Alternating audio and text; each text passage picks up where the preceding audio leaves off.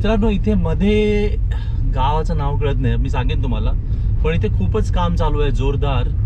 मला वाटतं हे उड्डाण पूल ते घेत आहेत इथून आणि नंतर सुरू केलं आहे काम, त्यामुळे असेल. पण इथे जोरदार काम चालू आहे. साईडने पण इथे सगळं फोडतायत. ते वरचं घर बघ, त्याला धोकादायक झालं ना, पण यांनी खालून सगळं फोडलंय. आणि सुंदर असं मंदिर आहे इथे.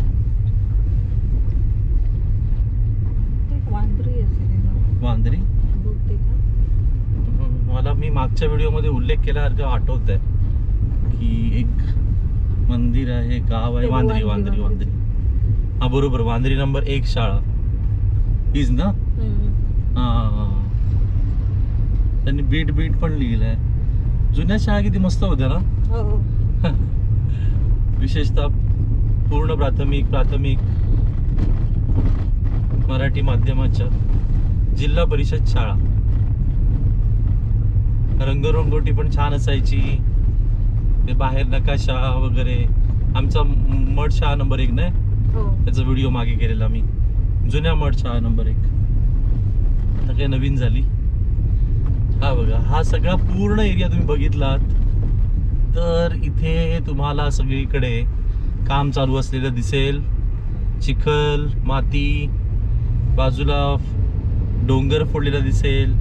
मगाशी मी हेच म्हणत होतो की कोकणात काम करणं सोपं नाही, ते यासाठी. हा बघा, पूर्ण डोंगर इथे फोडला आहे. आणि या परिसरामध्ये ना माती कमी आणि तुम्हाला हे काळे दगड जास्ती दिसतील. बऱ्याच ठिकाणी असं आहे. इथे आता काम सुरू आहे. एकंदरीत इथे आता बऱ्यापैकी काम दिसतंय. म्हणजे पुन्हा तोच माझा अंदाज की 27 पर्यंत तरी हे व्हायला हरकत नाही आता. पण हा जो पोर्शन आहे खूप मोठा पोर्शन आहे. तो केवढा मोठा डोंगर कापायचा आहे. डोंगर कापल्यानंतर काम सुरू होणार. संरक्षक भिंत कारण ते खूपच आहे काम करत. आता त्यांनी इतकं कापलंय, अर्ध कापलंय जवळपास. म्हणजे अजून 2-3 वर्ष तरी सहज जातील या भागात. पूर्ण रस्त्याचं नाही म्हणत आहे मी, पण हा जो भाग आहे ना तो खूपच अवघड भाग आहे खरा. इथे वेळ जाईल अजून.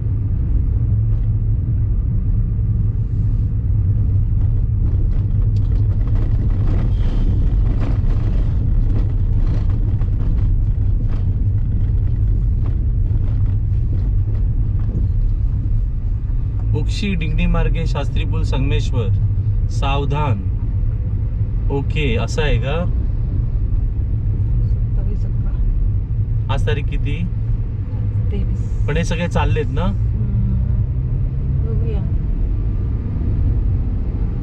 ते काय म्हणताय, शास्त्री पुलावर बंद आहे का.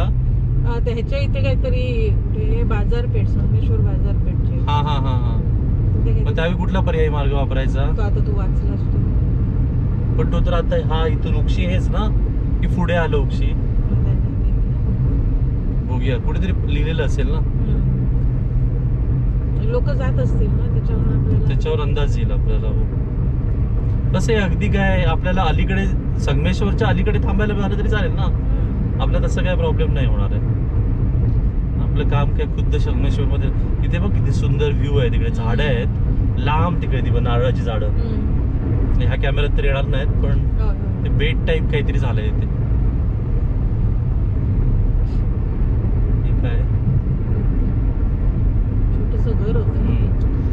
वांद्रीच्या जरा पुढे आलो आम्ही आणि आता तुम्ही बघताय रस्ता चांगला आहे. रस्ता झालेला आहे. या भागामध्ये काही इश्यू नाहीये.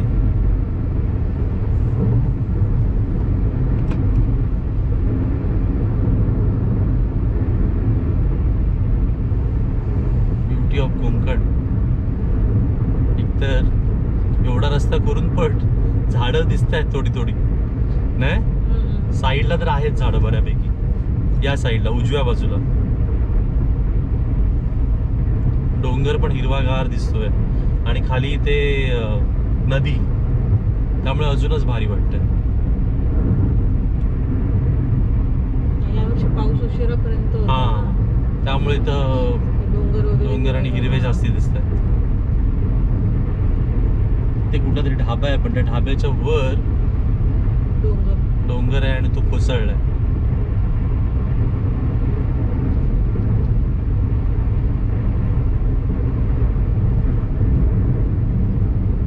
हे काय आलं मानसकोंड.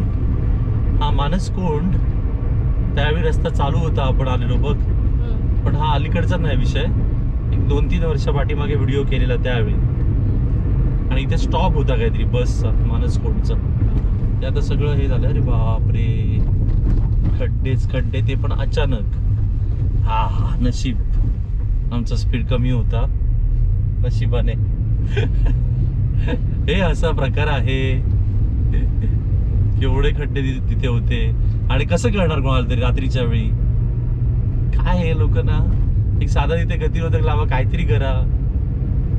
हे बघा इथे पण डोंगर त्यांनी हे केलं. इथे हे दगड बघ ना विस्मय, कसे सगळे काळे दगड आहेत ना सगळे.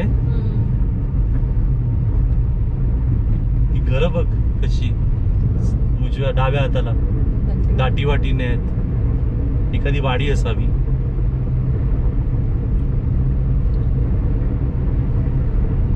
पण सिंधुदुर्ग आणि रत्नागिरीमध्ये घरांची रचना आणि खूप फरक आहे ना. कोकणच आहे पण कोकणामध्ये पण इतके वेगळ्या वेगळ्या तुम्ही रीती चालीरीती संस्कृतीचं पण बहुळारे बदल बघू शकता. अगदी तुम्ही इथून रायगड पासून निघालात की खाली केरळच्या बॉर्डर पर्यंत तुम्हाला तसं कोकणच मिळतं, पण त्या कोकणामध्ये खूप बदल होत जातात.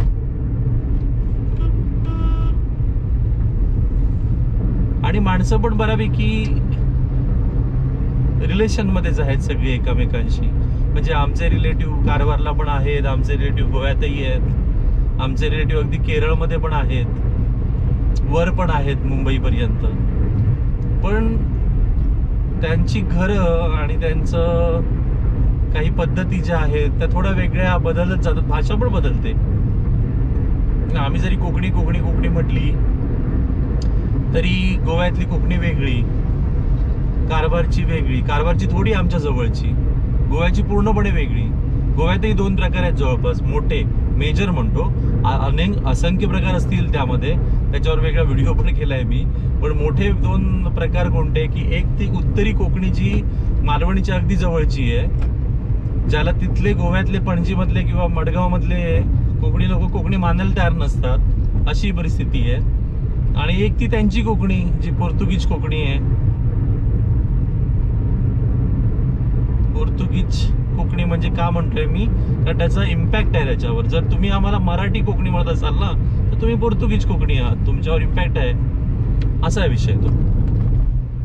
त्याशिवाय इकडची कोकणी वेगळी. इकडे पण तुम्ही बघाल या भागामध्ये सुद्धा मुस्लिम कोकणी खूप मोठ्या प्रमाणात बोलली जाते, ती मेजर आहे. इथे भंडारी कोकणी एक मेजर आहे.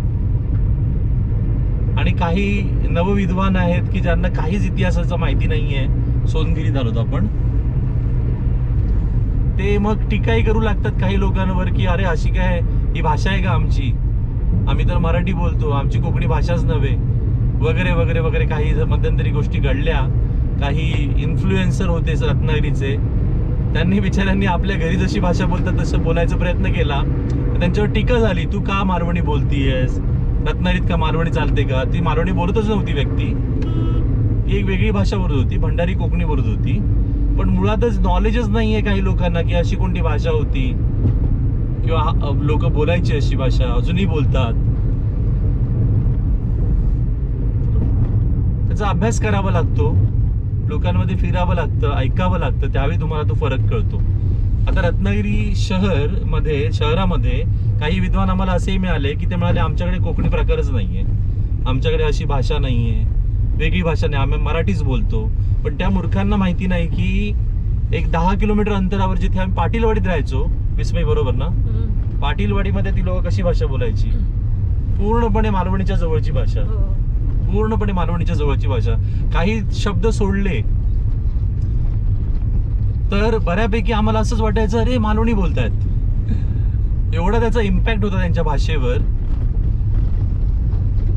विशेषतः पाटीलवाडी किंवा महादेवनगर या भागामध्ये अशी भाषा आम्ही ऐकली त्यावेळी, आणि ती अजूनही तशी भाषा आहे तिथे.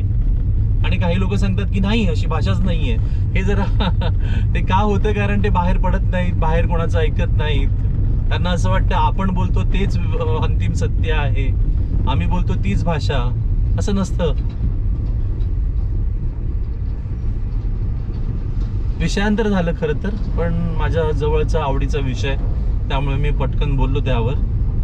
आणि इथे पण तुम्ही बघाल की घरांवरून विषय आलेला, की घरं सुद्धा कशी उतरत्या जरी छपरांची असली, उतरते छप्पर जरी असलं त्यांचं, तरी आतली जी रचना आहे त्याच्यामध्ये खूप फरक दिसतो. हे बघ, ह्यांनी काय लिहिलंय बघ, परचुरी डिंगणी मार्गे. होय ना? हा, म्हणजे परचुरी मधून आपल्याला हे करायचं आहे वाटतं. रात्र 10 ते 3. अच्छा, रात्री जायचं आहे तिकडून. रात्री 10 ते 3 या ह्याच्यात ती वाहतूक बंद राहणार. Okay okay okay.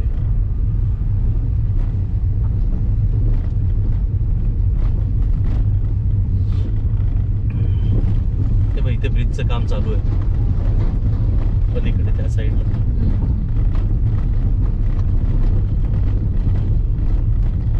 सिंधुदुर्गात आम्ही राहायचो मड गावामध्ये, आणि त्या मड गावामध्ये जी रचना होती घरांची ती अतिशय सुंदर रचना होती. बाहेर तुम्हाला बसण्यासाठी व्यवस्था, आतमध्ये मंदिर, गणपतीची रूम म्हणतो आपण त्याला, गणपतीची खोली, अर्थात त्याला वळय म्हणायचो आम्ही मालवणीमध्ये. सो वळय म्हणजे गणपतीची खोली, तिथे गणपती असतो.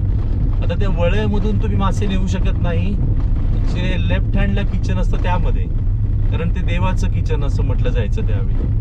मग आता मासे, मटण, चिकन कुठे करायचं जर तुम्ही खात असाल तर ते मागच्या बाजूला, त्यासाठी एक वेगळं किचन असायचं.